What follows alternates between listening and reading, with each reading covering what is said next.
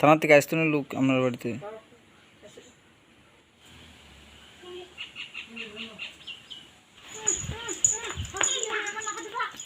আমি পিঙ্কি দেববর্মা। গত 18 তারিখ সকাল 10:30 বাড়ি থেকে যে বেরিয়েছে আর আসে না। আমরা কালকেও খোঁজাখুঁজি করছি, কালকে আসলো 21 তারিখ, কালকেও খোঁজাখুঁজি করছি, পাইছি না।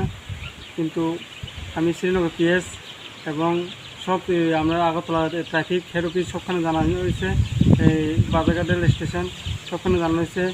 যত স্টেশন আছেন সবখানে, auto stand, bus station, Radhanagar, Nagarjola সবখানে জানানো হয়েছে। কিন্তু আমার বোনের যে আমি অনেক তো দুঃখিত, আমার বোনদের যাতে কোনো কিছু না হয়, আমি বোনদের খোঁজার জন্য আমি আবার চেষ্টা করুন।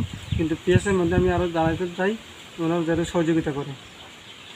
কি যেদিন গেছে এরপর দিন আমরা বতলাতে খবর পাইছি, বতলাতে আমরা গিয়া খোঁজখবর নিয়েছি, কিন্তু খোঁজখবর তবু পাইছি না। আমরা সেই কারণে আমরা সংবাদ মাধ্যমে জানাইতেছি যাতে যাও খোঁজ পায়।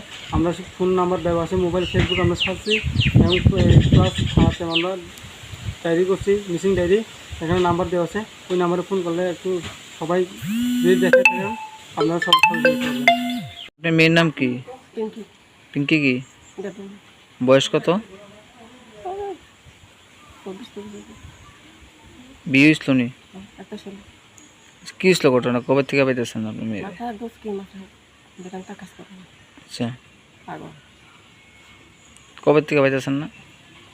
রোববার 10টার সময় সকাল এখন অব্দি পাইছেন না আপনারা? কতদিন হয়েছে আজকে বান্নাজে? 5 দিন। থানাতে জানাইছেন এই ব্যাপারে? কোন থানাতে? শ্রীনগর। কি কইছে তারা? তারা কইছে তো ওই এখন পাইছেন না? এমনি খবর লইছেন কোনখানে আছে কি আসে বিষয়? খবর তো লেছি, কালগাঁও গেছি, এ পরের দিনে পোকাইছি। কি করে বাড়ি থেকে বাড়িছে? মাথা দোষ, পাগল তো। এমনি সবসময় বাড়িতে থাকতো?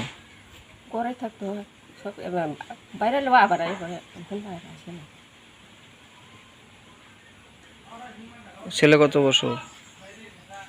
ছেলে 27। ওই তো পোকা দোকানদার।